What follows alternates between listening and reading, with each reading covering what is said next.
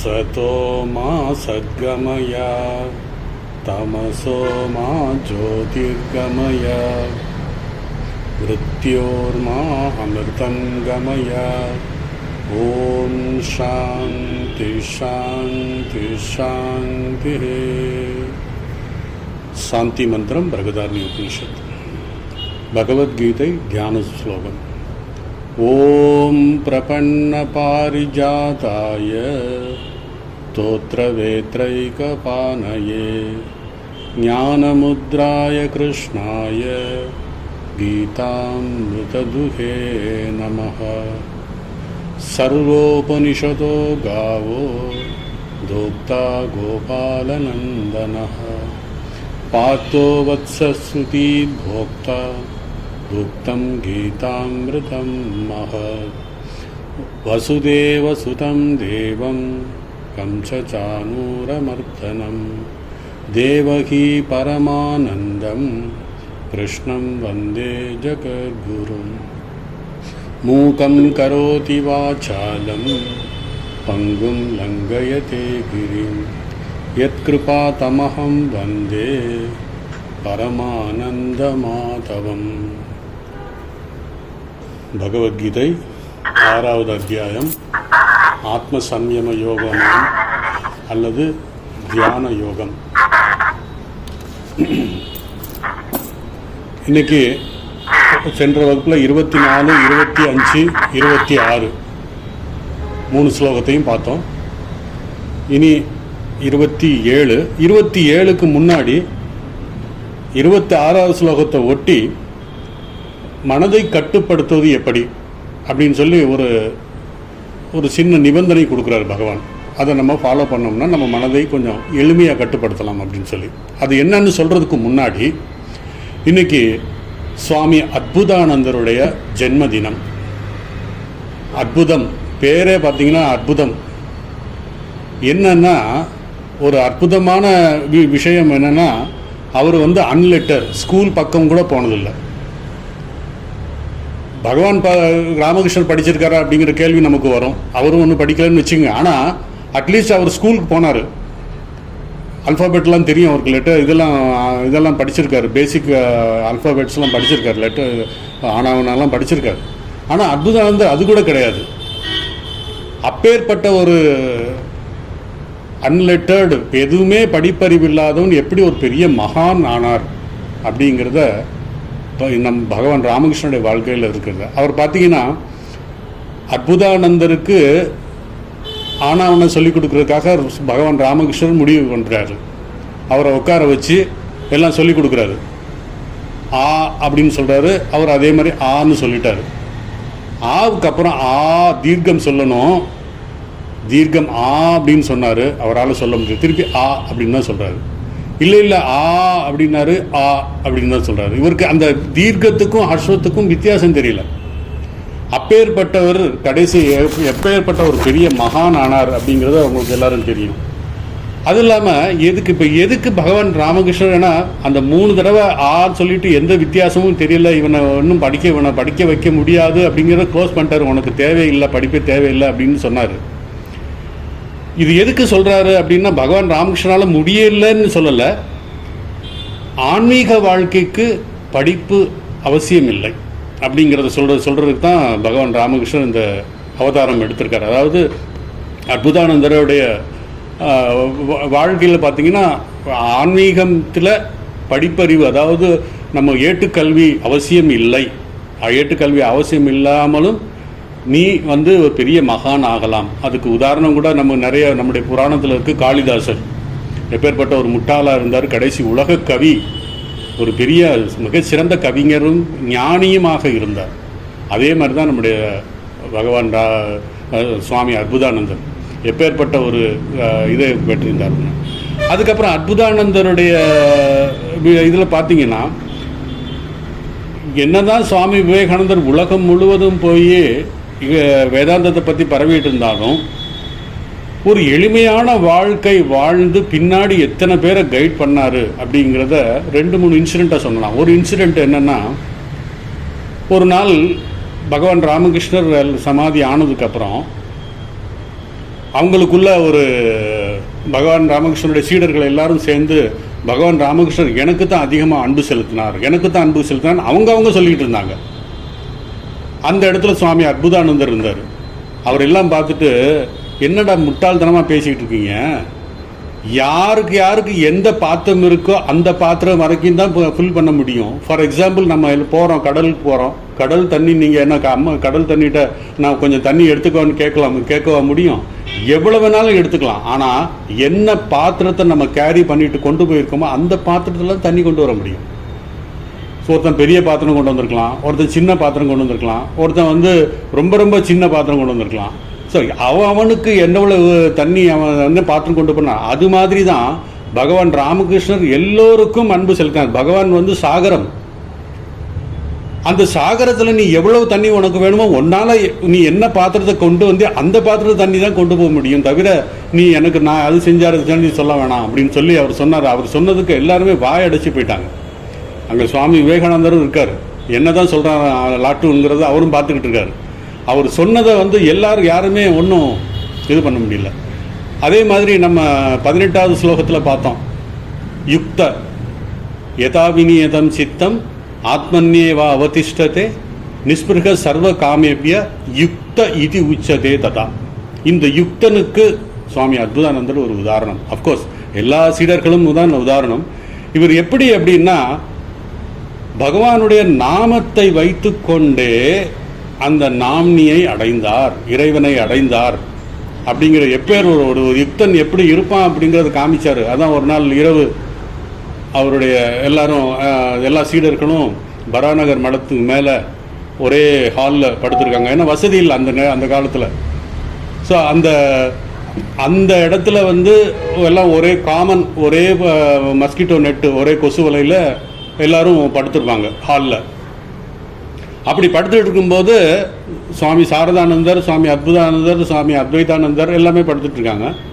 திடீர்னு நைட்டு கடன்னு சத்தம். என்னடா அந்த சத்தம் அப்படின்னு புரியலை. அப்போது இவர் சாரதானந்தர் என்ன நினச்சாரு, எலி ஏதோ இருக்கு போல் இருக்கு அப்படின்னு நினச்சாரு. அப்போது என்ன பண்ணார், அப்படின்னு அப்படி தூங்கிட்டு இருக்கும்போதே அப்படி சத்தம் போட்டார். சத்தம் நின்று போச்சு. அந்த கட்கடை சத்தம் வரல. அப்புறம் திருப்பி கொஞ்ச நேரத்தில் திருப்பி சத்தம் வந்தது. என்னடா அப்படின்னு பார்த்தா கடைசரி அப்போ விட்டுட்டாரு.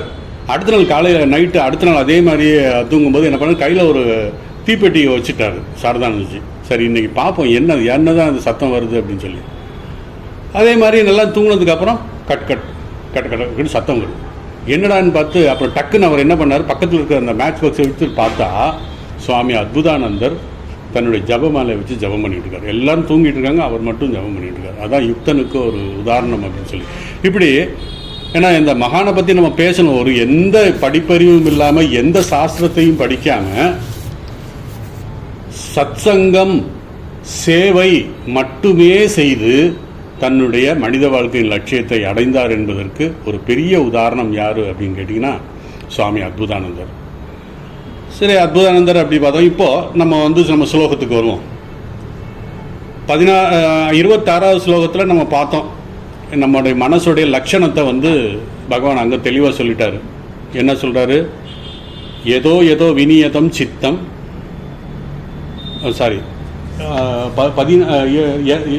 ஏதோ நிச்சரதி மனசஞ்சலம் அஸ்திரம். மனசு சஞ்சலமும் அஸ்திரமுமாக இருக்கிறது அப்படிங்கிற 2 சுபாவத்தை சொன்னார்.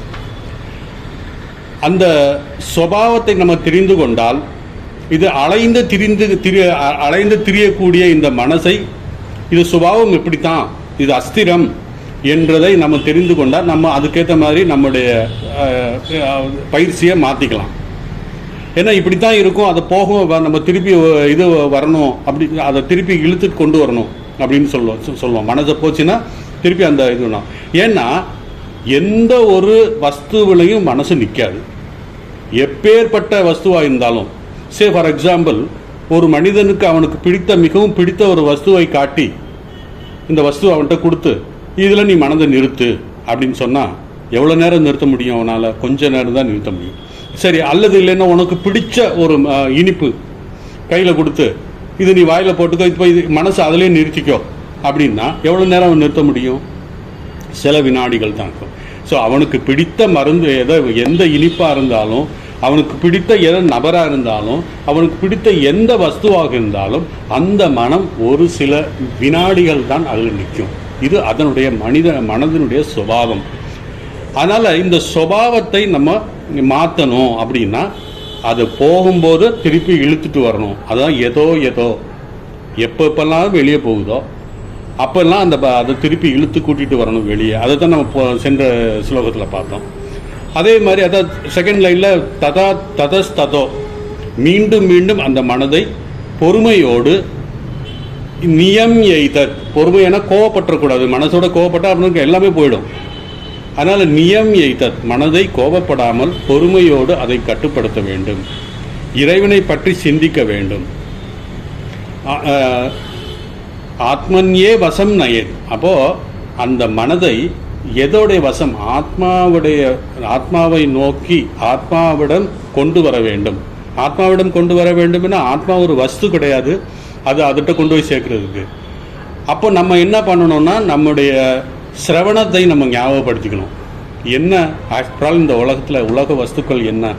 வெறும் தோற்றம்தான் அப்படிங்கிற அந்த தத்துவத்தை எல்லாம் நம்ம ரெக்கலெக்ட் பண்ணணும் மனசுக்குள்ளே. அப்படிங்கும்போது மனசு ஓரளவுக்கு சாந்தியாகும். அதுபோல் நாமும் பொறுமையுடன் அதனுடைய சுபாவத்தை அறிந்து மனதை கட்டுப்படுத்த வேண்டும்.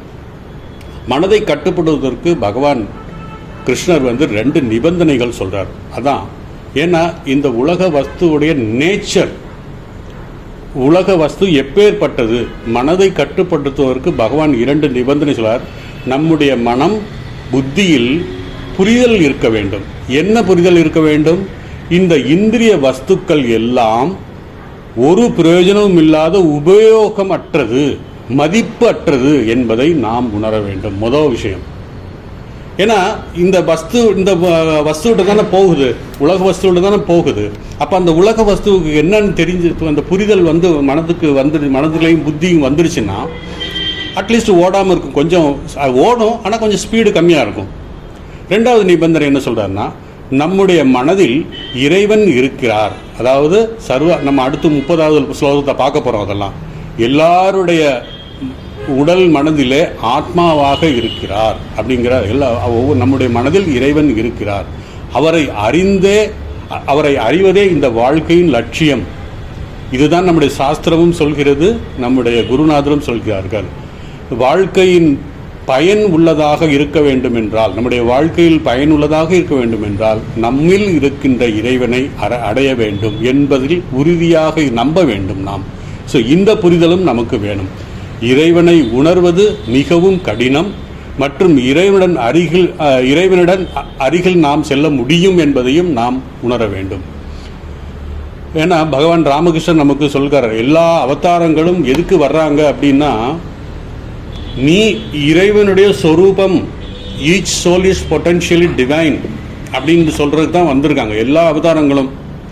கிருஷ்ணர் சொன்னார் 4வது அத்தியாயத்தில் 7வது ஸ்லோகம், யதா யதா ஹி தர்மஸ்ய கிளானிர் பவதி பாரதா அத்வித்தானம் அதர்மஸ்ய ததாத்மானம் சிருஜாமயம். அதாவது எப்பெல்லாம் தர்மம் கீழே போகுதோ, அதர்மம் மேலே வருதோ, அப்பெல்லாம் நான் வருவேன் அப்படின்னு சொல்லி சொன்னார்.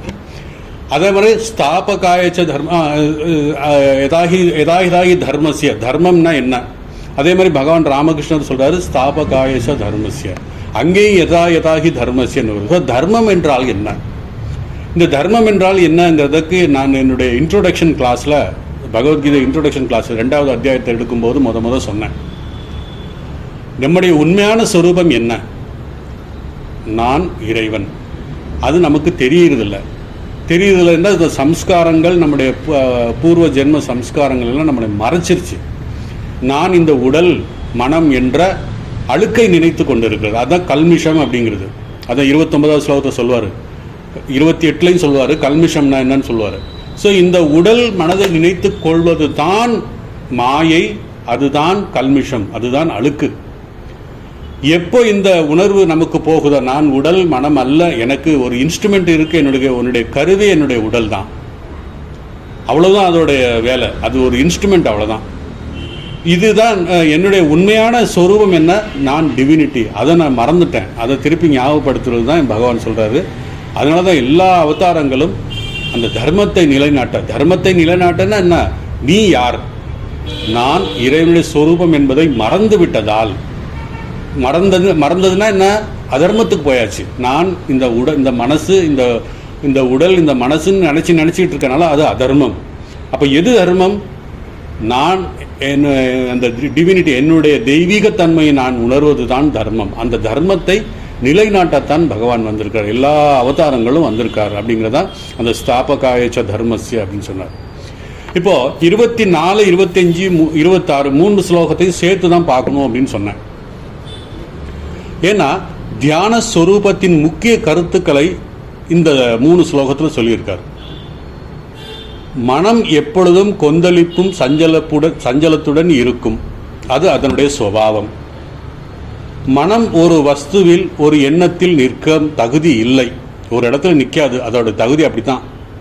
இந்த மனம் இறைவனிடம் மகத்துவத்தை உணராது. அதாவது இந்த மனதுடைய இந்த சுபாவம் இப்படி இருக்கிறனால அந்த நம்முடைய இந்த இறைவனுடைய மகத்துவத்தை உணர்வதில்லை. ஏன்? உலகப் பொருள்களை அனுபவிக்க மனம் பழகிவிட்டது. ஏன்னா பல ஜென்மாந்தரமாக நம்ம பல உலக வஸ்துக்கள், அதில் சுகத்தை, சின்ன சின்ன சுகம் வருவதை கண்டு அதுலேயே அந்த சுகத்தை விட துக்கம்தான் அதிகமாக இருக்கும். இருந்தாலும் அந்த நான் போன வகுப்பில் சொன்ன மாதிரி நாய் எலும்பு வெறும் ட்ரை காஞ்ச எறும்பை வச்சு கடிச்சிக்கிட்டு இருக்கும், எலும்பை வச்சு கடிச்சிட்டு இருக்கும். அப்போ தன்னுடைய வாயிலிருந்து வர்ற ரத்தத்தையே அந்த எலும்புலேருந்து வருதுன்னு நினச்சி அதை என்ஜாய் பண்ண. அது மாதிரி இந்த மனம் இந்த உலக வஸ்துக்களை பார்த்து என்ஜாய் பண்ணி அதில் தான் சுகம் வருதுன்னு நினச்சி இது அப்படி நினைக்க. அதனால் இறைவனுடைய மகத்துவத்தை உணரவில்லை. ஆகவே முதலில் இந்த உலகப் பொருள்களில் மனதை நீக்க வேண்டும். அதைத்தான் சமதமன்னு 2 விஷயம் சொன்னேன் போன வகுப்பில். ஸோ தம அப்படின்னா நம்முடைய இந்திரியங்களிலிருந்து வஸ்துக்கள், உலக வஸ்துக்கள் இருக்கின்ற அந்த கம்யூனிகேஷன், அந்த தொடர்பை நீக்குவது. ஸோ இறைவனிடம் பற்று வைக்க வேண்டும். உலகப்பற்றை நீக்கினால்தான் இறைவனிடம் வைக்க முடியும். அதற்கு எப்பொழுதும் சத்சங்கம்ங்கிறது நான் சொல்லியிருக்கேன்.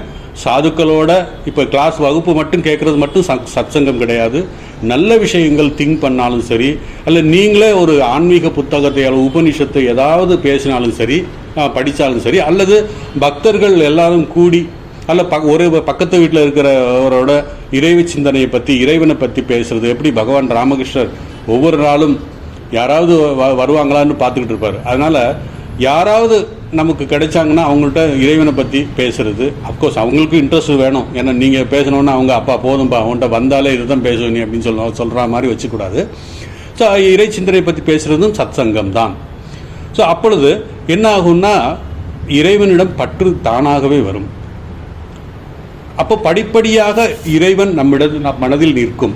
ஏன்னா அதை பற்றி திருப்பி மீண்டும் நம்ம அதை பற்றி நினைக்கும் போது இறைவனுடைய எண்ணங்கள் நம்முடைய மனதில் நிற்கும். இந்த முயற்சியை தொடர்ந்து செய்ய வேண்டும். இதற்கு பல காலம் ஆகலாம். ஆனால் விடாமுயற்சியோடு சத்சங்கத்துடன் நாம் அதை செய்ய வேண்டும். நம்மில் அந்த வில் பவர், அதாவது நம்முடைய சக்தி அவ்வளவுதான் இருக்கு. அளவில்லாத சக்தி இறைவன், அதாவது இறைவன் எல்லையில்லாத சக்தி உடையவர். அந்த எல்லையில்லாத சக்தியை நாம் உணர வேண்டும், அடையாளப்படுத்த வேண்டும் என்றால் நாம் பிரார்த்தனை செய்ய வேண்டும். அதாவது நம்மிடத்தில் இருக்கின்ற வில் பவரை நாம் கொஞ்சம் அதிகப்படுத்த வேண்டும். அது எப்படி அதிகப்படுத்தணும்னா மீண்டும் இறைவனை பற்றி சிந்திப்பதாலே நமக்கு அந்த வில் பவர் வரும் அப்படின்னு சொல்றார். ஸோ இந்த தகுதியை நாம் மெதுவாக வளர்த்து கொண்டால் மெதுவாக வளர்த்து கொண்ட இறைவனை அணுக வேண்டும். அதை தவிர வேறு வழி, ஷார்ட்கட் எதுவுமே கிடையாது. இதைத்தான் பகவான் ராமகிருஷ்ணர் சொல்றார். இந்த நாம் ஸ்ரத்தையோடு பக்தியோடு இறைவனை நோக்கி ஒரு படி எடுத்து வைச்சால், ஒரு ஸ்டெப் எடுத்து வச்சா போதும், பகவான் நம்மை நோக்கி 10 படி எடுத்துட்டு வருவார். ஏன்னா இதான் நம்ம கஜேந்திர ஆழ்வார் யானைக்கு பகவான் அனுகிரகம் பண்ணார். எப்படி வந்தார்? நாராயணான்னு கத்துனார், அவ்வளோதான். பகவான் அங்கேருந்து ஓடோடி வர்றார். எங்கேயோ இருக்கிறவர் இங்கே இருக்கிற ஒரு யானை, ஆப்டரால் யானைக்காக வர்றார். இப்படி பல பக்தர்களுக்கு அவருக்கு மோட்சம் கொடுக்குறார். ஸோ நம்ம ஒரு படி எடுத்து, ஒரு ஸ்டெப் எடுத்து வச்சா போதும், பகவான் 10 ஸ்டெப் எடுத்து நமக்கு முன்னாடி வந்து சேருவார். அதே மாதிரி நீங்கள் கூப்பிட்டா தான், அதாவது எல்லாம் முடியலை. அதான் நம்மளுடைய இதில் என்ன சொல்கிறாங்கன்னா, என்ன சொல்கிறது, இந்த சரணாகதியில் கடைசி நம்ம அம்மாட்ட கூட அப்படி தான் கேட்குறோம். அம்மான்னு ஒரு வார்த்தை நீ சொல்லு போதும் அப்படிங்கிற மாதிரி தான் சாரதாதேவி சொல்கிறாங்க. அம்மான்னு ஒரு வார்த்தை சொன்னால் அம்மா ஓடோடி வருவாங்க. உன்னுடைய அழைப்புக்காக காத்து கொண்டு இருக்கிறார். நீ எவ்வளவோ முயற்சி செய்கிற, உன்னால் முடியலை. அப்போ கடைசி நேரத்தில் உன்னுடைய சக்தி முழுவதும் செலவு செய்துட்டு இது முடியலை, இதுக்கு மேலே என்னால் முடியலைன்னு சொல்லி அம்மான்னு ஒரு வார்த்தை சொன்னால் போதும், நான் ஓடோடி வருவேன் அப்படின்னு அசூரன்ஸ் கொடுத்துருக்காங்க. அதனால் பகவானுடைய அந்த இது நீ ஒரு படி எடுத்து வச்ச ஸ்ரத்தையோடு பக்தியோடு நீ தான் எனக்கு வேணும் அப்படின்னு சொல்லி ஒரு ஸ்டெப் எடுத்து வச்சுட்டா பகவான் உன்னை நோக்கி 10 ஸ்டெப் எடுத்து வைப்பார் அப்படிங்கிறத பகவான் ராமகிருஷ்ணரே சொல்லியிருக்காரு. அதனால் இதன் பொருள் என்னடா, நாம் எந்த அளவுக்கு தவிப்போடு நேர்மையாக இருக்கிறோமோ அந்த அளவுக்கு பகவான் நிச்சயமாக நமக்கு அந்த புரிதலை கொடுப்பார். ஆனால் என்ன புரிதலை கொடுப்பார்? நான் முதல் சொன்ன மாதிரி இந்த உலக வஸ்துக்களில் ஒன்றுமே இல்லைங்கிற புரிதலையும், பகவான் தான் வாழ்க்கையின் லட்சியம் என்பதையும் நம்ம அந்த புரிதல் கொடுப்பார். அப்பொழுது நம்முடைய வாழ்க்கை பயனை நாம் அடையலாம். அந்த வாழ்க்கை வாழும்போதே ஆனந்தத்தை அடையலாம் அப்படின்னு சொல்றார். இந்த உலக வஸ்துக்களால் மனம் நிறைவு அடையாது.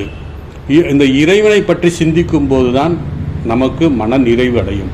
மேலும் இந்த உலக வஸ்துக்களை நினைக்கும் பொழுது இறைவனுடைய சிந்தனை நமக்கு வராது. இறைவனின் சிந்தனையில் மனம் ருசியை கண்டுவிட்டால் பிறகு அந்த மனம் உலக வஸ்துக்களிடம் போகாது, உலக வஸ்துக்களை விலகி நிற்கும். பாருங்க, இறைவனுடைய நாமத்திலும் இறைவனுடைய தியானத்திலும் நம் ருசி வந்துருச்சுன்னா அப்புறம் ஒரு காலம் அது உலக வஸ்துக்களிட போகாது. இந்த தியானம் என்ற பயிற்சி ஒரு நாளில் நமக்கு வெற்றி கண்டுவிடாது. ஏன்னா நான் கிட்டத்தட்ட 24 கிளாஸாக நான் சொல்லிக்கிட்டு இருக்கேன். தியான யோகத்தை பற்றி சொல்லும் பொழுது உபாசனை தியானம், நிதித்தியாசன தியானத்தை பற்றி பல வகையான தியானம் செய்கிறோம். இந்த தியானம்ங்கிற பயிற்சியை ஒரு நாளில் நம்ம வெற்றி கண்டுவிட முடியாது. அப்போ அதனால் செய்யாமல் இருந்துடக்கூடாது.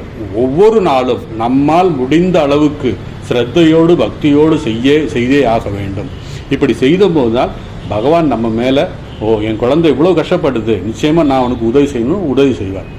ஸோ இறைவனின் சிந்தனையில் மனம் ருசியை கண்டுவிட்டால் பிறகு உலக பொருள்களிடம் ஒரு காலம் செல்லாது. இந்த தியானம் என்ற பயிற்சி ஒரு நாளில் வெற்றி பெறாது. ஆனால் அதை தொடர்ந்து நாம் செய்ய வேண்டும்.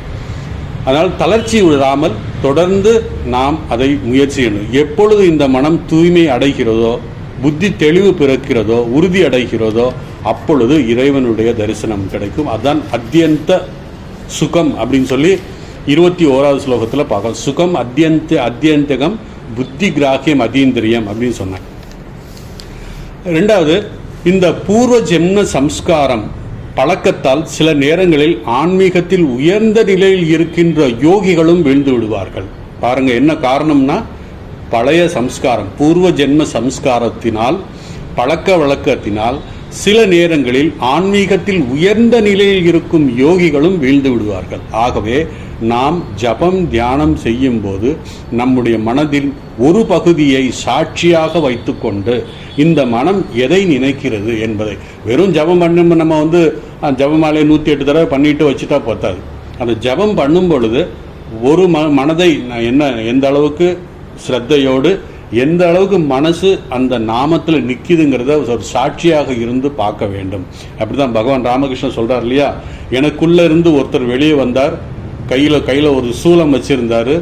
நீ மனதை பவதாரணியின் மனது பாத கமலத்தில் வைக்கவில்லை என்றால் நான் இந்த சூலத்தை வைத்து உன் நெற்றியை கிழித்து விடுவேன் என்று சொல்கிறார். அது மாதிரி நம்முடைய ஒரு பகுதியை நம்ம தியானத்தில் வைக்க வேண்டும். மனதில் தியானம் செய்யும்போது ஒரு பகுதியை சாட்சியாக வைத்துக்கொண்டு இந்த மனம் என்ன செய்கிறது என்பதை நாம் கவனிக்க வேண்டும் என்று சொன்னார். இனி 27வது ஸ்லோகம், 27, 28, 29, அதாவது கிட்டத்தட்ட 32வது ஸ்லோகம் வரைக்கும் தியானத்தினுடைய பலனை பகவான் சொல்ல போகிறார். அதனால் இந்த முதல் ஸ்லோகத்தை பார்த்து சொல்கிறேன். பிரசாந்த மனசம் ஹேனம் யோகினம் சுகம் உத்தமம். உபைதி சாந்த ரஜசம் பிரம்மபூதம் அகல்மஷம். இப்போ பாருங்கள், முதல் வரியில் கடைசி லைன் சுகம் உத்தமம் அப்படின்னு சொல்லியிருக்கார். அதே தான் நம்ம 21வது ஸ்லோகத்தில் சுகம் அத்தியந்திகம்னு சொன்னார்.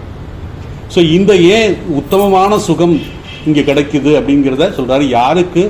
ஞானிகளுக்கு. எது? தியானத்தின் பலனாக கிடைக்கிறது அப்படின்னு சொல்கிறார். இதோடைய சிம்பிள் மீனிங் என்னென்னா, மிக சாந்தமான மனதுடைய ரஜோகுணத்தின் வேகத்தை தணித்த பாபமற்ற தானே பிரம்மமான யோகிக்கே பேரின்பம் அடுத்திடுகிறது.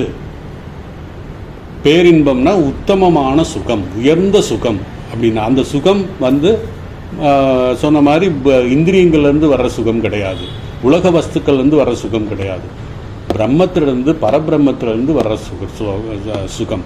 அதைத்தான் இங்கே சொல்லியிருக்கார். ஸோ 27, 28, 29, 32 வரைக்கும் தியானத்தினுடைய பலன்.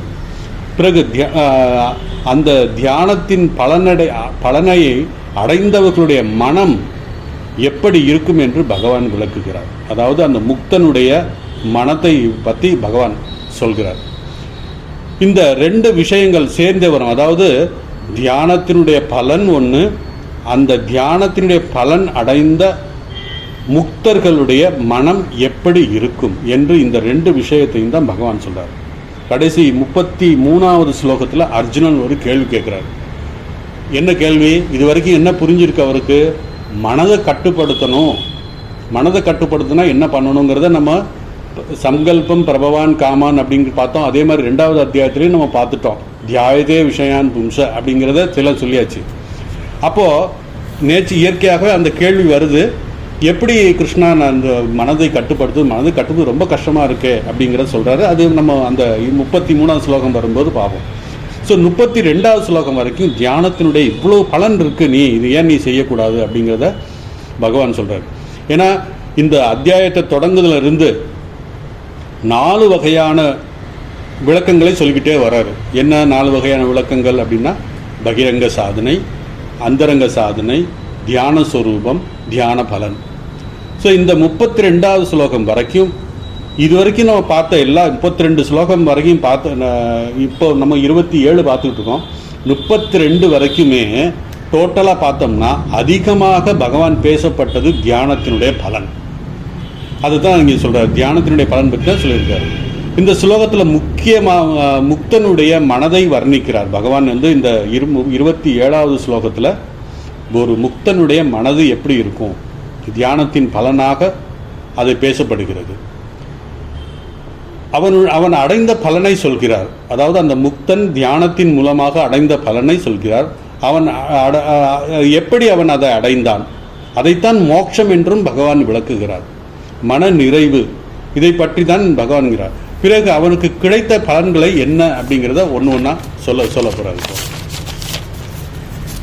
இப்படி இந்த முக்தன் தியானத்தின் மூலமாக தியானத்தினுடைய பலனை வர்ணிக்கிறார். பகவான் சொல்கிறார், ஒவ்வொருவருக்கும் 3 வகையான ஒவ்வொருடைய மனமும் 3 குணத்தால் வசப்பட்டு இருக்கிறது.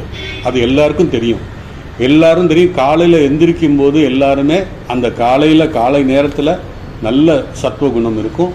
அப்புறம் கொஞ்சம் கொஞ்சமாக ஆக்டிவிட்டீஸ் எல்லாம் டிஃபன் சாப்பிட்டு அங்கே ஆஃபீஸ் போகணும், இங்கே போகணும் அங்கே ரஜோகுணம் வரும்.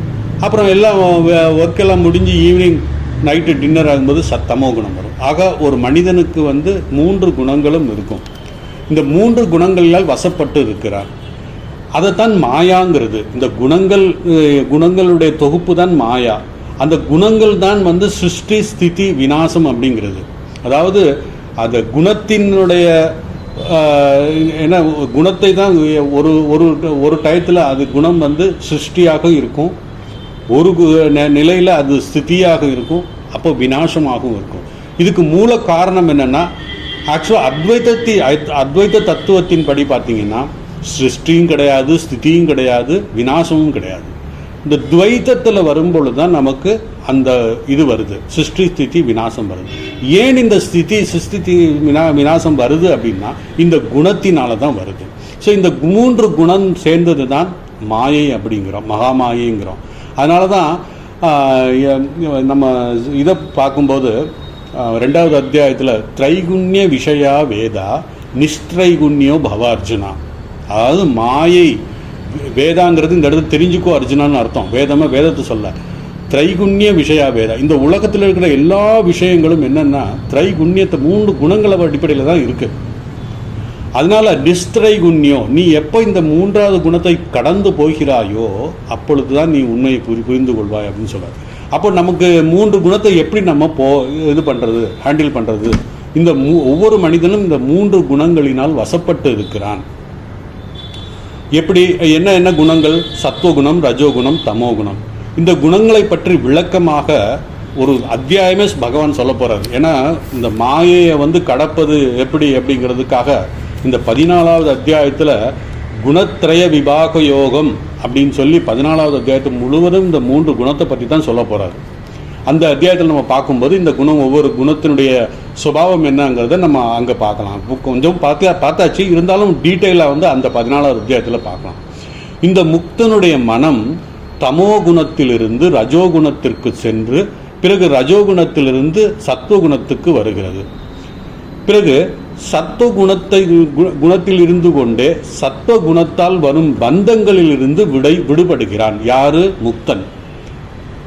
நம்ம எப்போவுமே இந்த 3 குணங்களே திருப்பி வந்துக்கிட்டு இருக்கோம். ஆனால் இந்த முக்தன் என்ன பண்ணுறான்னா, தமோ குணம் இருக்கும் அவனுக்கும், அதுலேருந்து அவன் சத்துவகுணத்துக்கு போவான், ரஜோகுணத்துக்கு போவான், ரஜோகுணத்துலேருந்து சத்துவகுணம். இந்த சத்துவகுணமும் ஒரு பந்தம் தான் சொல்லி பகவான் ராமகிருஷ்ணன் சொல்லியிருக்கார். ஏன்னா 3 திருடர்கள், நம்ம ஏற்கனவே ஒரு கதையை பார்த்துருக்கோம். ஒரு காட்டு வழியாக ஒரு பணக்காரன் கையில் பணத்தை எடுத்துகிட்டு போகிறான். 3 திருடர்கள் அவரை பிடிச்சிடுறாங்க நடுக்காட்டில். அந்த 3 திருடர்கள் ஒரு திருடன் என்ன பண்ணுறான், அவனை அடித்து கொன்னுடலாம், இங்கே பணத்தை கையில் கறந்து பிடிங்கிட்டு அடித்து கொண்டு போட்டுடலாம் அப்படின்னு சொல்கிறான். இன்னொரு திருடன் என்ன சொல்கிறான், இல்லை அவனை கொன்று என்ன பண்ண போகிறோம், நல்ல ஒரு கயிறை விட்டு கட்டி அவன்கிட்ட கையிலெல்லாம் பிடுங்கிட்டு பணத்தை பிடுங்கிட்டு கையில் அந்த இதில் மரத்தில் கட்டிட்டு போட்டு போயிடலாம் அப்படின்னு. 3வது அந்த கட்டை பிரித்து அவனை வெளியே விட்டுடுறான். இதுதான் 3. ஆக 3மே பந்தமாக செஞ்சுன்னு பகவான் ராமகிருஷ்ணன் சொல்கிறார். ஸோ இந்த தமோ சத்துவகுணம் உயர்ந்த குணம், அந்த குணமும் பந்தம் தான். ஆனால் அந்த பந்தத்திலேருந்து எப்படி நம்ம வெளிவர்றது, அந்த சத்துவகுணத்திலிருந்து, அந்த சத்துவகுண பந்தத்திலிருந்து எப்படி வெளிவருவது? அப்போது அந்த சிரவண மனனம் கேட்ட அந்த ஞானம் இருந்தால் மட்டுமே அந்த பந்தத்திலிருந்து வெளிவர முடியும். ஆக எல்லாமே பந்தம் தான். அந்த பந்தத்தில் நம்ம எப்படி வெளிவரணும்? யாரோ கை காமிச்சிருக்காங்க, என்ன கேட்கலையா? சரி சாரி.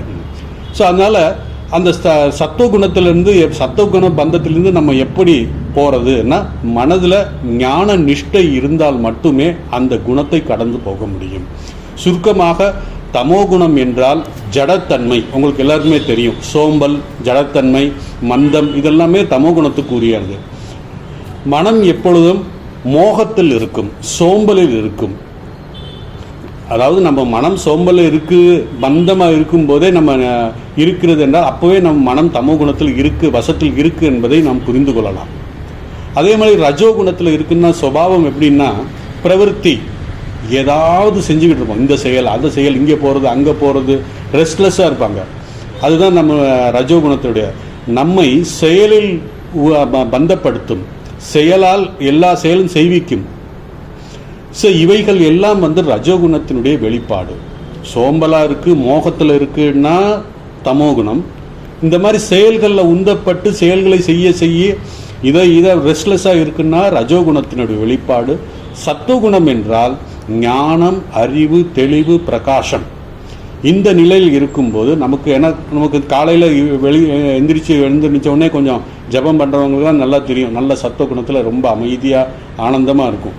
ஸோ அந்த தெளிவு நமக்கு அந்த சத்துவகுணத்தினால வருகிறது. இந்த நிலையில் இருக்கும்போது நாம் சத்துவகுணத்தில் இருக்கிறோம் என்பதை நாம் புரிந்து கொள்ளலாம்.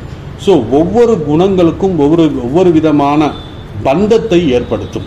ஒவ்வொரு குணமும் ஒரு பந்தத்தை ஏற்படுத்தும். தமோ குணம் நம்மை அறியாமையாலும் மோகத்தாலும் பந்தப்படுத்தும். ரஜோகுணம் நம்மை விக்ஷேபத்தை கொடுத்து மனதை கொந்தளிக்க வைக்கும், நம்மை பந்தப்படுத்தும். ஸோ இந்த மன கொந்தளிப்புடன் தியானத்தில் அமர்ந்தால் தியானம் சரியாக அமையாது. ஏன்னா ரெஸ்ட்லெஸ் மைண்டோட நம்ம தியானம் செய்ய முடியாது. ஸோ தமோகுணத்தில் இருக்கும்போது நமக்கு தியானம் விக்ஷேபம் இருக்காது தமோகுணத்தில் இருக்கும்போது. ஆனால் சோம்பல், தூக்கம் வந்துடும். அதனால் அந்த தமோகுணத்துடன் நம்ம தியானம் செய்ய முடியாது. ஸோ தியானத்தினுடைய லட்சியம் அடைய முடியாது அந்த 2 குணத்தினால.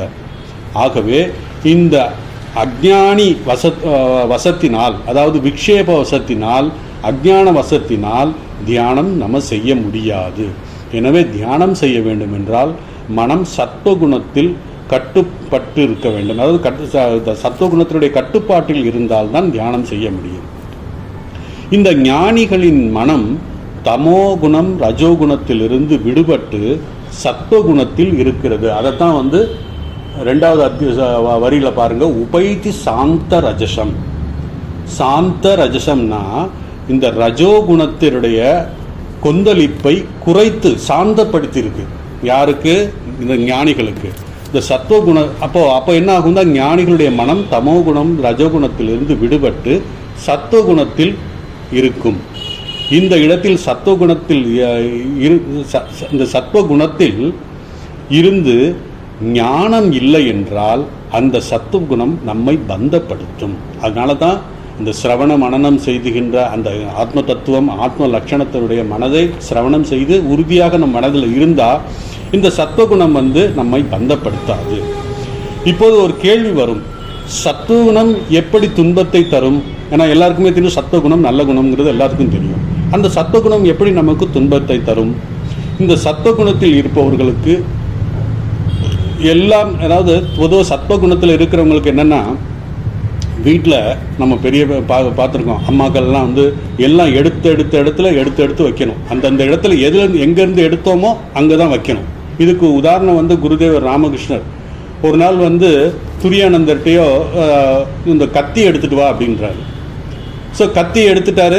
எடுத்து ஏதோ மாம்பழத்தை ஏதோ வெட்டினாங்க. வெட்டிட்டு திருப்பி அந்த கத்தியை வை அப்படின்னாரு. எடுத்தது ஒரு இடத்துல, கொண்டு போய் வைக்கிறது ஒரு இடத்துல. அப்போ அதை பார்த்துட்டாரு பகவான் ராமகிருஷ்ணன். இங்கே பார், எடுத்த இடத்துல வைக்கணும். அது ஏன்னு கேட்டேன்னா, இரவு நேரத்தில் லைட்டு இல்லைன்னாலும் நான் அந்த கையை அங்கே தேடிட்டு அந்த கத்தி நான் அங்கே எடுத்துருவேன். இப்போ நீ எங்கேயாவது வச்சுட்டேன்னா நான் இரவில் நான் தேடும்போது எனக்கு கிடைக்காது. அதனால் இந்த சத்துவகுணத்தில் இருக்கிறவங்க எல்லாமே அந்தந்த இடத்துல இருக்கணும் அப்படின்னு எதிர்பார்ப்பாங்க. அதனால் அந்தந்த சத்துவகுண அந்த இதில் அந்தந்த இடத்துல அதுவங்க ஒரு எல்லாம் டீடியஸ் ஒரு சிஸ்டமேட்டிக்காக இருக்கணும். அந்த சிஸ்டம் சரியில்லைன்னா அவங்களுக்கு துயரம், துன்பம் வந்துடும். இதுதான் சத்துவகுணத்தினுடைய பந்தம். ஏன்னா அந்த பொருள் வைக்க வேண்டிய இடத்துல வைக்கல அப்படின்னா அப்போ இது ஒரு பந்தம் அப்படிங்கிற மாதிரி ஒரு ஆயிடும். இப்படி சத்துவகுணத்தில் இருக்கும்போது நமக்கு மீறி ஏதாவது நடந்தால் நமக்கு கோபம் வந்துவிடும். ஏன்னா அந்த பொருள் அங்கே இல்லை அப்படின்னா நமக்கு கோபம் வந்துடும். ஆகவே சத்துவகுணம் நம்மை பந்தப்படுத்துவது தான். இதுதான் சத்துவகுணம் நம்ம பந்தப்படுத்துவது. ஆனால் இந்த ஞானம் இருந்தால், நாம் சத்துவகுணத்தில் இருந்தாலும் அதிலிருந்து துயரம் நமக்கு வராது, பந்தமும் வராது. இதைத்தான் இங்கு பகவான் சொல்கிறார். மேலும் இந்த சாதகன் தமோகுணம் ரஜோகுணத்தில் இருந்து அவனிடம் ஞானமே இல்லாமல் இருந்தால், அவனிடம் ஞானமே இருக்காது. ஏன்னா தமோகுணத்தில் இருக்கும்போது ரஜோகுணத்தில் இருக்கும்போது அவனிடம் ஞானம் இருக்காது. ஞானம் வர வேண்டும் என்றால் அவன் சத்துவகுணத்தை வளர்த்து கொள்ள வேண்டும். சத்துவகுணம் இருந்தாக வேண்டும். இப்படி சத்துவகுணத்தில் இருந்தால் ஞானம் அந்த சத்துவத்தின் பந்தப்படாது. பாருங்க, ரெண்டுமே கனெக்ட். சத்துவகுணம் வரணும்னா ஞானம் இருக்கணும். ஞானம் இருந்தால்தான் அந்த சத்துவகுணத்தில் பந்தப்படாமல் போக முடியும். அதுக்காகத்தான் நம்முடைய சிரவண மனனம் அப்படிங்கிற வேதாந்தத்தில் முக்கியமாக சொல்கிறது. இந்த சாதகர்கள் நிறைய ஆத்ம விஷயங்களை, ஆத்ம தத்துவத்தை குருநாதர் சொல்கிற விஷயங்களை கேட்டுக்கொண்டே இருக்க வேண்டும். அந்த கேட்டுக்கொண்டது இந்த காதலை வாங்கி அந்த காதலை விட்டுறாமல் அதை மனதிலே நிலைநிறுத்தி, அப்போ நிலைநிறுத்தும் போது தான் நம்முடைய தமோகுணம் ரஜோகுணத்திலேருந்து சத்துவகுணம் வரும் பொழுது, இந்த ஞானமும் சத்துவகுணமும் வரும்போது சேரும் பொழுது நமக்கு நம்முடைய மனதிலே அந்த தத்துவங்கள் உறுதியாகும். அந்த சத்துவகுணத்தினால் நாம் பந்தப்படாமலையும் நம்ம இருக்கலாம் அப்படின்னு சொல்லுவார். அப்போது இந்த ஞானி இந்த சத்துவகுணத்திலோடு ஞானம் இருப்பதினால் அவன் அந்த உத்தமமான சுகத்தை அனுபவிக்கிறான் அப்படின்னு சொல்லி பகவான் இந்த ஸ்லோகத்தை சொல்கிறார். தியானத்தினுடைய பலன் இந்த உத்தம சுகம். இந்த உத்தம சுகம் என்றோமே அப்படின்னா என்ன அப்படிங்கிறத எனக்கு நேற்று ஒரு நாடோடி கதை ஒன்று படிக்கும்போது எனக்கு ஞாபகம் வந்தது. நாடோடி கதைனா பெருசாக ஒன்றும் இல்லை. இந்த சின்சியர், ஸ்ட்ரைட் ஃபார்வர்ட் அப்படிங்கிற வார்த்தையெல்லாம் நம்ம அடிக்கடி உபயோகிக்கிறோம். இந்த வார்த்தையெல்லாம் எங்கேருந்து வந்தது அப்படின்னு பார்த்தீங்கன்னா, இந்த ஸ்பானிஷ் நாட்டில் ஒரு நாடோடி கதை. என்னென்னா, அந்த நாடோடி கதையில் என்ன சொல்கிறாங்கன்னா, இந்த பளிங்கு கல்லுனால சிலை வடிக்கிறாங்க. அந்த சின்ன ரொம்ப நேர்த்தியான அந்த வெள்ளை பளிங்கு கல்லுனால சிலை வடிக்கும்போது, அந்த சிலை வடித்து கொண்டு இருக்கும் பொழுது தெரியாதனமாக அந்த உளியோ அல்லது ஒரு சுத்தியெல்லாம் லேசாக கொஞ்சம் பட்டாலும் அந்த பளிங்கு கல்லில் ஒரு கீறல் விழுகுமா. அதாவது ஒரு சின்ன விரிசல். அந்த விரிசல் காலப்போக்கில் பெரிய விரிசலாக மாறும். ஆனால் ஹேர்லைன் விரிசல் நமக்கு தெரியாது கண்டிப்பாக. இந்த சிற்பிகள் என்ன பண்ணுவாங்கன்னா, தெரியாதனமாக லேசாக கொஞ்சம் டீ சாப்பிடும்போது லேசாக கொஞ்சம் கை தட்டி விட்டுட்டாலும் அந்த பளிங்கு கல்லில் அந்த உளியிலே அந்த சுத்தியிலே பட்டா உடனே ஒரு கீறல் வந்துடும். அவங்க என்ன பண்ணுவாங்கன்னா, இந்த மாதிரி கீறல் அபசகுணம்னால இந்த மாதிரி கீறல் பட்டது இது பண்ணது யாரும் வாங்க மாட்டாங்கிறதுக்காக என்ன பண்ணுவாங்களாம், அவங்க மெழுகு வேக்ஸ் வந்து நல்லா சூடு பண்ணி அந்த அப்படியே அதை தடவி விட்டுருவாங்க. அந்த கீறலில் பூரா பேஸ்ட் பண்ணி விட்டுருவாங்களாம். அப்போது என்ன, மெழுகு வெள்ளை, இந்த பளிங்குகளும் வெள்ளை, ரெண்டுமே தெரியாது. ஸோ அதை வச்சு அவங்க சேல்ஸ் பண்ணிவிடுவாங்களாம். ஆனால் சில பேர் அது எப்படின்னா, அது எப்படி காலப்போக்கில் தெரியும் அப்படின்னா, இந்த சிலையை வந்து ஏதாவது கொஞ்சம் வெயில் படுற இடத்துலையோ இங்கே வச்சுட்டோம்னா என்ன ஆகும்னா, அந்த மெழுகு உருகும். அந்த மெழுகு உருகி இந்த ஹேர்லைன் வந்து லேசாக விரிசல் அடையும். அப்போ அதுலேருந்து கண்டுபிடிச்சிடலாம். அதனால் மக்கள் என்ன பண்ணுவாங்கன்னா, இந்த மாதிரி விரிசல் இல்லாத, அதாவது எந்த வித இது இல்லாமல், விரிசல் இல்லாமல் எந்த வித அடிப்படாமல் உள்ள சிலையை தான் வாங்க ட்ரை பண்ணுவாங்களாம். அதுக்காக சில கடைக்காரங்க என்ன சொல்லுவாங்கன்னா, வேக்ஸ்லெஸ் ஸ்கல்ப்சர்ஸ், அதாவது சிலைகள் இங்கே கிடைக்கும் அப்படின்னு போட்டுப்பாங்களாம். வேக்ஸ்லெஸ்னா இந்த மாதிரி நாங்கள் எந்த வித கீறல் படாமல், கீறல் பட்டு அது மேலே அந்த மெழுகெல்லாம் பண்ணாமல் நாங்கள் உண்மையிலே சரியாக பண்ணியிருக்கோம், ஸ்ட்ரைட் ஃபார்வர்டு சின்சியராக பண்ணியிருக்கோங்கிறத அவங்க அங்கே இதில் போர்டில் போட்டுப்பாங்களாம். அங்கேருந்து தான் இந்த வார்த்தை சின்சியர் அல்லது ஸ்ட்ரைட் ஃபார்வர்டு அப்படிங்கிற வார்த்தை வந்தது அப்படின்னா. ஸோ எந்த வித என்ன சொன்னது, சின்ன ஒரு கீறல் கூட இல்லாமல் அந்த சிலையை வடிச்சிருக்கோங்கிறத. இப்போ எதுக்கு இதை சொல்கிறேன் அப்படின்னா, இந்த உத்தம சுகம் என்கிறத ஒரு கீறல் அளவு கூட துன்பம் இல்லாதது ஒன்று. அப்பதான் உத்தம சுகம். இதைத்தான் வந்து 21வது ஸ்லோகத்தில் சுகம் அத்தியந்திகம் அப்படிங்கிறது சொன்னார். இங்கே சுகம் உத்தமமான சுகம், சுகம் உத்தமம் அப்படின்னு போட்டுருக்காரு. யோகினம் சுகம் உத்தமம் அப்படின்னு, உத்தமமான சுகம் இங்கே கிடைக்குது. இந்த உத்தமமான சுகம் எங்கேருந்து கிடைக்குது அப்படின்னு கேட்டால், வஸ்துக்கள்லேருந்து வருதா அப்படின்னா கிடையாது, ஆத்ம ஞானத்திலேருந்து, பரம்பொருள்லேருந்து வருகிறது. இந்த உத்தம சுகத்தை தான் இந்த சின்சியருங்கிற வார்த்தை. அதே மாதிரி அந்த காட்டு தேன் எடுக்கும்போது கூட அந்த தேனோட அந்த வேக்ஸ் இருக்குமா, தேனுடைய மெழுகு அங்கே இருக்கும். அந்த தேனியோடைய அந்த கூட்டில் எடுக்கும்போது அது வேக்ஸ் கூட இருக்குமா, அது ரெண்டும் சேர்ந்து வந்துடுமா. அந்த தேன் எடுக்கும்போது அந்த வேக்ஸோடு சேர்ந்து வந்துடுமா. அதனால் வேக்ஸ்லெஸ் ஹனி அப்படிங்கிற விற்பாங்களாம். அதுக்கு அந்த சின்சியர் வார்த்தை அங்கேருந்து வந்தது அப்படின்னு சொல்லி. அதுபோல் இந்த உத்தம சுகம் என்பது துன்பமே துயரமே கலக்காத ஒரு ஹேர்லைன் துன்பம் கூட கிடையாது. அப்பேற்பட்ட ஒன்லி சுகம், உத்தம சுகம். இதுதான் தியானத்தினுடைய பலன், உத்தம சுகம் என்று பகவான் சொல்கிறார். இனி ஸ்லோகத்தில் பார்த்தோம்னா, பிரசாந்த மனசம் அப்படிங்கிறத நம்ம இதிலே 18வது 19வது ஸ்லோகத்திலே பார்த்துட்டோம். எத்திர உபரமதே சித்தம் அப்படிங்கிறத, பிரசாந்த மனசம் ஹேனம் அப்படிங்கிறத இங்கே சொல்கிறாரு. ஸோ பிரசாந்த மனசக விகத பிகி அப்படிங்கிறத நம்ம 15வது ஸ்லோகத்தில் பார்த்தோம், 14வது ஸ்லோகத்திலையும் பார்த்தோம். ஸோ இந்த பிரசாந்த மனமே வந்து ஒரு மோட்சம்தான் அப்படிங்கிறதையும் அங்கே பகவான் சொன்னார். ஸோ இந்த பிரசாந்த மனசம் சத்வகுணத்தை உடைய ஞானியை குறிக்கிறது. பிரசாந்த மனசம் யாருக்கு இருக்கும்னா இந்த சத்வகுணத்தை உடைய ஞானிக்கு குறிக்கிறது.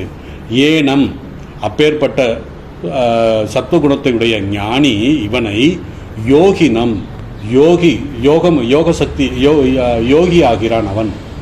அப்போ சாந்த ரஜசம், அதுக்கப்புறம் சாந்த ரஜசம் இந்த வார்த்தைக்கு ஞானியை குறிக்கிறது. சாந்தத்தையும் ரஜத்தையும் கடந்து வந்திருக்கிறது. அதாவது ரஜோகுணம் சாந்தமடைந்த சத்துவகுணமாக மாறி இருக்கிறது.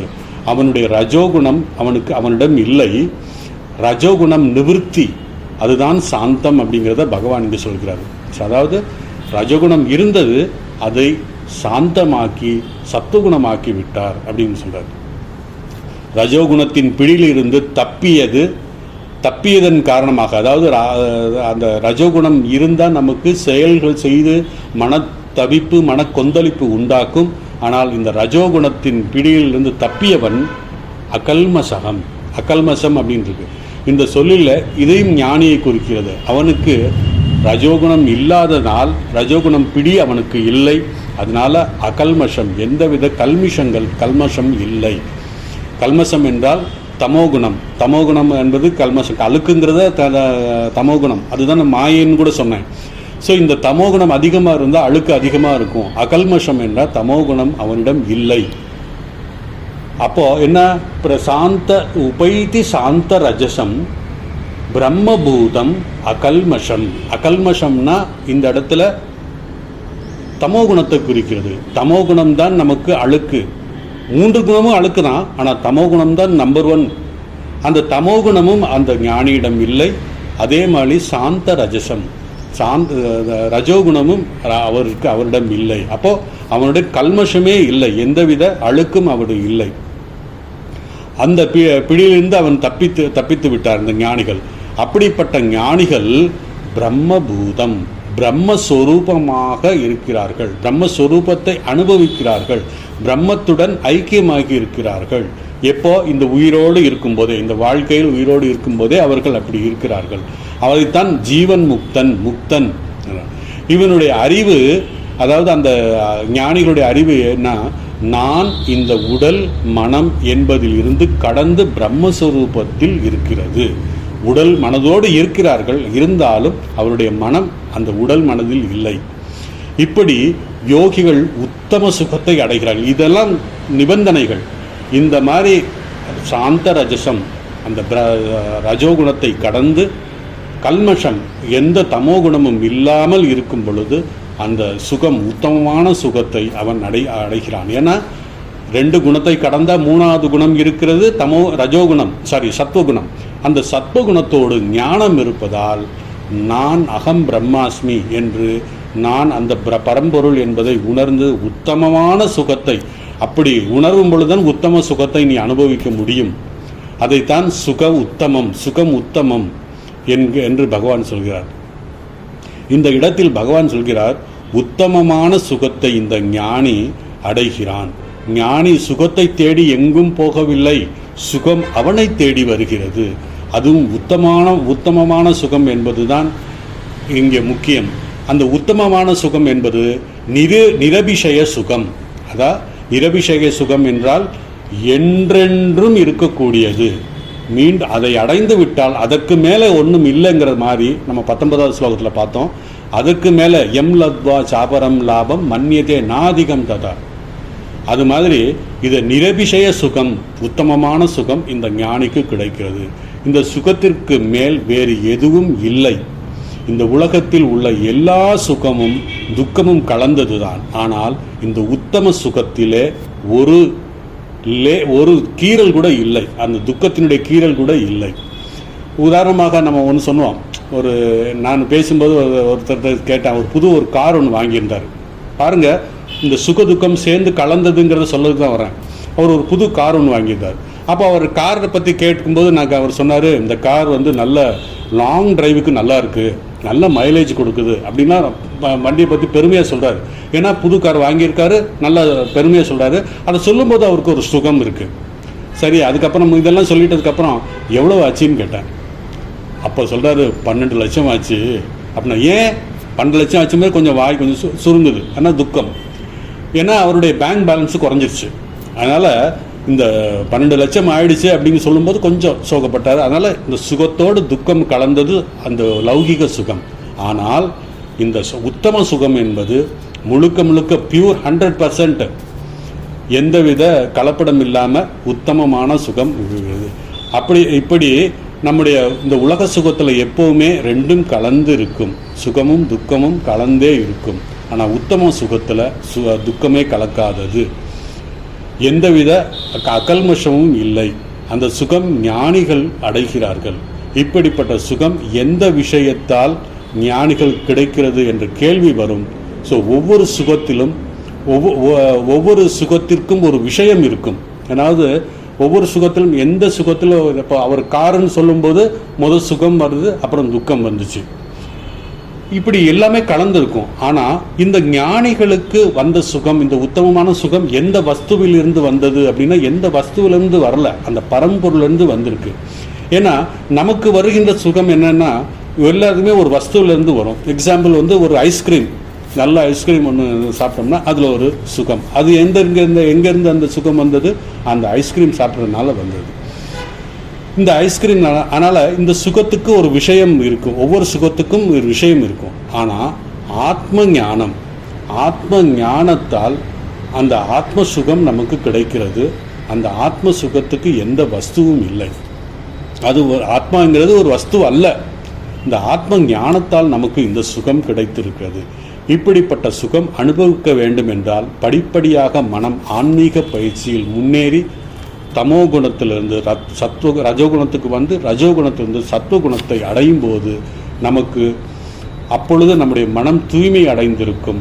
மனம் தூய்மையோடு அந்த ஞானம் இருக்கும் பொழுது நமக்கு அந்த உத்தமமான சுகம் கிடைக்கும் என்பதை பகவான் தியானத்தினுடைய பலனாக சொல்கிறார். இதுக்கு ஒரு உதாரணம் கூட சொல்கிறார். இந்த உதாரணம் நான் படித்தது. அது என்னென்னா, இந்த உத்தமமான சுகம் மற்றதெல்லாம் மற்ற சுகங்களுக்கெல்லாம் ஒரு வஸ்து காரணமாக இருக்கும். ஆனால் இந்த உத்தமமான சுகத்துக்கு எந்த காரணமும் இருக்காது. ஒரு கிராமத்தில் ஒருவன் ஒரு கிளி வளர்த்துக்கிட்டு இருந்தான். அந்த கிளி ரொம்ப நல்லா வளர்த்துக்கிட்டு இருந்தான். கிளி இவன் சொல்கிறதெல்லாம் செய்வான், சொல்கிறதெல்லாம் செய்யும், பேசும், நல்லா பாடும் அந்த கிளி. இப்படி நல்லா ட்ரெயின் பண்ணி வச்சுருந்தான். ஆனால் அந்த நபருக்கு எந்த வேலையும் இல்லை. அவர் என்ன பண்ணார், அந்த ஊர் பெரியவர்கிட்ட போய் எனக்கு ஏதாவது வேலை போட்டு கொடுங்க அப்படின்னாரு. சரி, நான் உனக்கு வேலை போட்டு கொடுத்தா நீ எனக்கு என்ன தருவேன் அப்படின்னாரு. நான் ஒரு கிளி அன்பாக வளர்க்குறேன், அந்த கிளி உங்களுக்கு தரேன், நீங்கள் பார்த்துக்குங்க அப்படின்னு சொல்லி. சரி அப்படின்னு சொல்லிட்டு அவர் கிளியை கொடுத்துட்டார். கிளியை கொடுத்துட்டு இவர் வேலையும் கொடுத்துட்டாரு. அவர் ஒரு வாரத்துக்கு அப்புறம் பண்ணையில் வேலை செஞ்சுக்கிட்டு இருந்தார். வேலை செஞ்சுட்டு ஒரு நாள் சும்மா அந்த கிளியை பற்றி விசாரிக்கலான்ட்டு அந்த பண்ணையாட்டை கேட்டார், என்னுடைய கிளி எப்படி இருக்குது அப்படின்னா. ரொம்ப டேஸ்ட்டாக இருக்குது அப்படின்னு சொன்னார். காரணம் என்னென்னா, அந்த கிளியை சாப்பிட்டார் அவர். அந்த பண்ணைக்கு மனசு சுகம் எங்கே இருக்குது? நாக்கில் இருக்குது. அதோட அந்த கிளியோட பேசி நல்ல ஆனந்தம் அடையலாம் அப்படிங்கிறது அவருடைய அந்த நபருடைய எண்ணம். ஆனால் இந்த பண்ணையுடைய மனசு எங்கே இருக்குது? நாக்கில் இருக்குது. அதனால் அதை சாப்பிட்டார் அவர். காரணம், அவருடைய மனம் சத்துவகுணத்திற்கு போகவில்லை. அவருடைய மனம் இன்னும் அந்த உலக விஷயத்தில் தான் இருக்கான சத்துவகுணத்துக்கு போக. ஆகவே சத்துவகுணம் வளர்த்து கொண்டால் உலக சுகத்தையும் அனுபவிக்கலாம், மோட்ச சுகத்தையும் அனுபவிக்கலாம். அந்த சத்துவகுணத்தில் அட்வான்டேஜ் என்னென்னா, உலக சுகத்தையும் நீ அனுபவிக்கலாம், மோட்ச சுகத்தையும் அனுபவிக்கலாம். இப்படிப்பட்ட அந்த குணத்தை இந்த குணங்களை கடந்து சத்துவகுணம் அடைந்த ஞானிக்கு நமக்கு உத்தமமான சுகம் வேண்டுமென்றால் நாம் இந்த சத்துவகுணத்தை அடைய வேண்டும் அப்படின்னு சொல்லிட்டு 27வது ஸ்லோகத்தில் பகவான் இப்படி சொல்லிட்டாரு. இதோட இன்னொரு வியூ என்னன்னா, யோகிகள் மனதில் எந்த எதிர்மறையான எண்ணங்கள் இல்லாமல், உலக விஷய எண்ணங்கள் இல்லாமல் முழுமையாக மனம் கட்டுப்பட்டு இருக்கிறது. அந்த யோகிகளின் மனம் ஒரே ஒரு எண்ணம் தான் இருக்கும், அது இறைவனை பற்றியது தான்.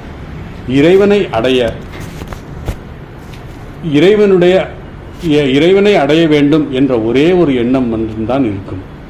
இங்கு பகவான் இந்த ஞானிகளுக்கு அடைமொழி கொடுக்கிறாரு. என்னன்னா, சாந்தம், அதாவது சாந்த ரஜசம் அப்படின்னு சொன்னாங்க, சாந்தம் சிவம் என்று இறைவனுடைய அடைமொழியாக பகவான் இங்கு கொள்கிறார். நீண்ட காலம் ஆன்மீக பயிற்சியால் இந்த யோகிகளுடைய மனம் பிரசாந்தமாக இருக்கிறது. சாந்தம்ங்கிறதும் அது முன்னாடி போட்டு பிரசாந்தம் அப்படின்னா அது மிக உயர்ந்த ஆனந்தம் அப்படின்னு சொல்கிறோம். பிரசாந்தம் மிக அமைதி, பேரமைதி அப்படிங்கிறது அர்த்தம். அந்த பிரசாந்தம் அடைகிறது, ஆன்மீக பயிற்சினால் பிரசாந்தம் அடைகிறது, அதுதான் மோட்சம். அதை தான் நம்ம 21வது ஸ்லோகத்தில் பார்த்தோம். இந்த பேரமைதி தான் மோட்சம். அதற்கு என்ன வேண்டும்? மனக்கட்டுப்பாடு. மனக்கட்டுப்பாடு என்றால் என்ன? நம்ம ஒரு விஷயத்தை நம்ம தவறாக புரிந்துக்கிறோம். மனக்கட்டுப்பாடு என்ன? மனதில் எந்த எண்ணமும் வராமல் இருப்பது தான் மனக்கட்டுப்பாடு என்று நினைக்கிறோம். ஆனால் அது அல்ல. பகவான் சொல்கிறாரு, மனக்கட்டுப்பாடு என்றால் நாம் தவறாக புரிந்து கொண்டிருக்கிறோம். மனக்கட்டுப்பாடு என்பது எந்த எண்ணமும் வராமல் இருப்பது, அது அல்ல, அது பொருள் அல்ல. மனக்கட்டுப்பாடு என்றால் நம்முடைய மனதை கவனித்தல். அது எப்பொழுது ஏதோ ஒரு பொருளை பற்றி கொண்டே இருக்கிறது அல்லது ஒரு நபரை பற்றி நினைத்து கொண்டே இருப்பது. அதனால் அந்த பொருளில் இருந்தும் அந்த நபரில் இருந்து நினைக்கும் போது அந்த சூழலில் நமக்கு சுகம் வரும் என்று நினைக்கிறோம். அது நம்முடைய தவறான எண்ணங்கள். நாம் தவறாக இந்த பொருள்களிலிருந்து இந்த பொருள்களில் நினைக்கும் போது எனக்கு சுகம் வருகிறது என்று நினைக்கிறோம். ஆனால் அது அப்படி அந்த சுகம் நாம் எதிர்பார்த்த சுகம் வரவில்லை என்றால் நமக்கு கோபம் வருகிறது. அந்த பொருளையும் அந்த நபரையும் தூக்கி எறிந்து விடுகிறோம். ஸோ யோகிகளுடைய மனம் கட்டுப்பட்ட மனம், அதே நேரத்தில் எதிர்மறையான எண்ணங்கள் எதுவும் இல்லாத மனம். எதிர்மறையான எண்ணங்கள் வராமல் அவர்கள் பார்த்து கொள்கிறார்கள். ஏனென்றால் அவர்கள் தொடர்ந்து இறைவனை பற்றி நினைக்கும் பொழுது, இறைவனுடன் வாழும் பொழுது சுகம் சுத்தமமான சுகம் வருகிறது. அதுதான் ஆன்மீக பயிற்சிக்கும் லௌகீகத்துக்கும் உள்ளவர்கள் ஒரு வித்தியாசம். நாம் ஒரு வஸ்துவிலிருந்து ஒரு நபரிடமிருந்து நமக்கு சுகம் கிடைக்கும் என்று எதிர்பார்த்து வரவில்லை என்றால் கோபப்படுகிறோம். ஆனால் ஆன்மீக பயிற்சி செய்து இறைவனை பற்றி நினைக்கும் பொழுது, இறைவனை பற்றி நினைக்கும் போதுனா பாசிட்டிவ் தாட்ஸ், அதை பற்றி நினைக்கும் போது அந்த எண்ணங்கள் நமக்கு, அந்த எண்ணம் நமக்கு உத்தமமான சுகத்தை, மிக உயர்ந்த மகிழ்ச்சியை நமக்கு கொடுக்கிறது என்று சொல்கிறார். மேலும் பகவான் கீதையில் எல்லா விஷயத்தையும் 3ஆக பிரிக்கிறார். நாம் உண்ணுகின்ற உணவு 3 வகையாக பிரிக்கிறார். நாம் அடைகின்ற மகிழ்ச்சி, சந்தோஷம், ஆனந்தம் 3 வகையாக பிரிக்கிறார். நம்முடைய யாக யஜ்யங்கள், வழிபாடுகளை 3 வகையாக பிரிக்கிறார். அது இப்போ பார்த்தீங்கன்னா, உணவு பார்த்தீங்கன்னா சில உணவுகள் தமோ குணத்தினுடைய உணவுகளாக இருக்கும், சிலது ரஜோகுணம் உணவாக இருக்கும், சிலது சத்துவகுணம் உணவாக இருக்கும். சில ரொம்ப ஸ்பைசஸ் எல்லாம் போட்டு அதிகமாக போட்டால் ரஜோகுணம் மாதிரி. அப்போ ரொம்ப என்ன சொல்கிறது, அது உணவை பற்றி சொல்லும்போது இவர் கூட சொல்கிறார், ராமானுஜருடைய கூட ஆகார சுத்தி சித்த சுத்தி அப்படின்னு சொல்லுவார். ஸோ எல்லா வகையான இந்த உணவும் மகிழ்ச்சியும் இந்த யாக வழிபாடுகள், இந்த வழிபாடுகளும் 3 வகை. 3 வழிபாடு பகவான் ராமகிருஷ்ணன் சொல்கிறார். சில பேர் ரஜோகுண பக்தன், தமோகுண பக்தன், ரஜோகுண பக்தன், சத்தகுண பக்தன் அப்படின்னு சொல்லுவார். அதெல்லாம் நம்ம 14வது அத்தியாயத்தில் டீட்டெயிலாக நம்ம பார்ப்போம். ஏனென்றால் இந்த 3 வகை, ஏன் இந்த 3 வகை வருதுன்னா, நம்ம இந்த பிரகிருத்தியில் இருக்கோம். இந்த பிரகிருதிங்கிறது மாயை. இந்த பிரகிருதி 3 குணங்களால் இருக்கப்பட்டிருக்கிறது. அதனால தான் நம்ம என்ன பண்ணுறோம், சர்வ மங்கள மாங்கல்யே சிவே சர்வார்த்த சாதிகே சரண்ய திரையம்பகே கௌரி நாராயணி நமஸ்து சொல்லிட்டு ஸ்திதி விநாசானாம் சக்தி பூதே சனாதினி குணாஸ்ரயே குணமயே. இந்த பிரகிருதி அம்மா தான் இந்த குணத்துக்கு ஆசிரியமாக, ஃபவுண்டேஷனாகவும் இருக்கிறாள். அதே நேரத்தில் குணமயி, குணமயியாக இருக்கிறாள். அதனால தான் என்ன சொல்லணும், சகுண பிரம்மம் அப்படின்னு சொல்கிறோம். நிர்குண பிரம்மம்னா எந்த குணமும் கிடையாது. சகுண பிரம்மம் ஈஸ்வரன். இப்போ ஈஸ்வரன் சகுண பிரம்மம். நம்ம இப்போ பகவான் ராமகிருஷ்ணனுடைய ஃபோட்டோ பின்னாடி குரு சுவாமி விவேகானந்தருடைய ஃபோட்டோ இருக்குது அப்படின்னா, அந்த ஃபோட்டோ சகுண, அவரை பார்க்கும்போது அவருடைய குணங்கள் நமக்கு ஞாபகம் வரும், குணத்தோடு நமக்கு இருக்கும். அது சகுணம் அப்படிங்கிறது. இந்த 3 குணங்கள் தான் நம்முடைய ஒவ்வொரு உயிரையும் கட்டுப்படுத்துகிறது.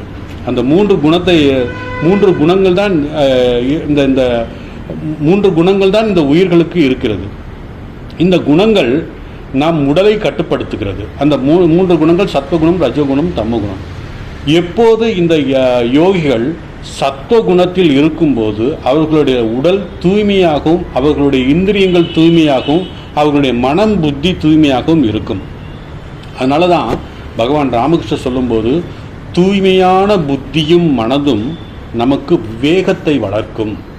விவேகம்னா எது நல்லது எது கெட்டது, எது என்னை ஆன்மீகத்துக்கு கொண்டு போகும் என்பதைத்தான். அது எப்போ வரும்னா சத்துவகுணத்தில் தான் வரும். அந்த விவேகத்தால் எது உண்மை எது தோற்றம் எது பொய்யானது என்பதை நாம் புரிந்து கொள்ளலாம். இந்த மனநிலையில் யோகிகள் இறைவனை மட்டுமே சிந்தித்து கொண்டிருப்பார்கள். அப்பொழுது அவர்களுக்கு உத்தமமான சுகம் கிடைக்கும். ஸோ சத்துவகுணம் நாம் வளர்த்து கொள்ள வேண்டும் என்பதைத்தான் பகவான் இன்டைரக்டாக சொல்கிறாரு. சத்துவகுணத்தின் மூலமாகத்தான் நமக்கு உத்தமமான சுகம் கிடைக்கும். இந்த உயர்ந்த உத்தமமான சுகம் எங்கிருந்து பிறக்கிறது என்றால் சத்துவகுணத்திலிருந்து பிறக்கிறது. இதைத்தான் 14வது அத்தியாயத்தில் 9வது ஸ்லோகத்தில் சத்வம் சுகம் சத்வம் சுகே சஞ்சதி ரஜஸ் கர்மாணி பாரதா ஞானம் ஆவருத்திய தமக பிரமாதே அர்ஜுனா அப்படின்னு சொல்லி 9வது ஸ்லோகத்தில் பகவான் சொல்கிறார். சத்வம் சுகே சஞ்சயதி, அதாவது சத்துவகுணத்தில் இருந்து இந்த உயர்ந்த உத்தமமான சுகம் கிடைக்கிறது என்று அந்த ஸ்லோகத்தில் பகவான் சொல்கிறார் 14வது அத்தியாயத்தில். அதே போல் ரஜோகுணம் மனதை கொந்தளிப்பை கொடுக்கும். ரஜ கர்மாணி பாரதா அப்படிங்கிறாரு. ரஜகுணங்கள் வந்து நமக்கு கொந்தளிப்பு, மன கொந்தளிப்பு, மிகப்பெரிய சலனத்தை உண்டாக்கும். அதிலிருந்து பல வகையான செயல்கள் நாம் செய்ய தூண்டும். மேலும் தமோகுணம் நமது கவனக்குறைவு, தூக்கம், சோம்பல், அறியாமையை வெளிப்படுத்தும். ஆக இந்த 3 குணம்தான் இந்த உயிரை கட்டுப்பாட்டில் வைத்திருக்கிறது. இந்த ஸ்லோகத்தில் பகவான் சாந்த ரஜசம் அப்படின்னு சொல்கிறார். யோகியை குறிக்கிறது இந்த வார்த்தை சாந்த ரஜசம்ங்கிறது.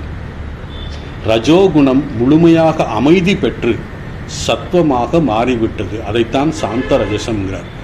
அவர் சித்தத்தில் அவருடைய மெமரி, அவருடைய சித்தத்தில் என்ன இருக்கும்னா இன்ப துன்ப அனுபவங்கள், நஷ்டம் லாபம் நஷ்ட அனுபவங்கள் எல்லாம் துடைத்து எறியப்படும். எதனால்? அந்த சத்துவகுணத்தினால தான். அவன் மிக உயர்ந்த ஆனந்தத்தை அனுபவிப்பான். அவனிடம் நானே அந்த பிரம்மம் என்ற ஞானம் இருக்கும்.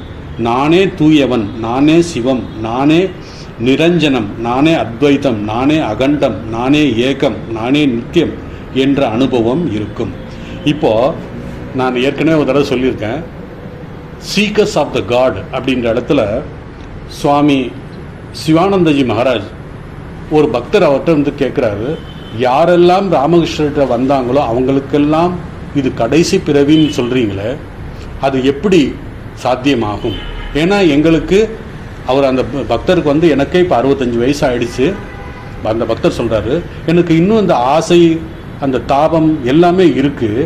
அப்படிங்கும்போது எனக்கு எப்படி இந்த இந்த இந்த இந்த பிறவியை கடைசி பிறவின்னு சொல்கிறீங்க அப்படின்னா இது தான் பகவான் சொல்கிறார். அந்த நேரத்தில் பகவான் ராமகிருஷ்ணரே வந்து மிக உயர்ந்த ஆனந்தத்தை கொடுப்பார். அந்த சத்துவகுணத்தை நமக்கு கொடுப்பார். ரஜோகுணத்திலிருந்து சத்துவகுணத்தை நமக்கு கொடுப்பார். அப்போது அந்த சத்துவகுணத்தினால் மிக உயர்ந்த அந்த என்ன சொல்கிறாரு, நம்ம மனதில் உள்ள இன்ப துன்பங்கள் லாப நஷ்டங்கள் எல்லாம் துடைத்து எறியப்படும். அவன் மிக உயர்ந்த ஆனந்தத்தை அனுபவிப்பான். அவனே அந்த பிரம்மம் அப்படிங்கிற ஞானம் அவனுக்கு அப்போ வரும். அப்படி அதுதான் வந்து இதை ரெஃபர் பண்ணி தான் அங்கே சுவாமி சிவானந்தஜி மகாராஜ் இதை பற்றி சொல்லார்.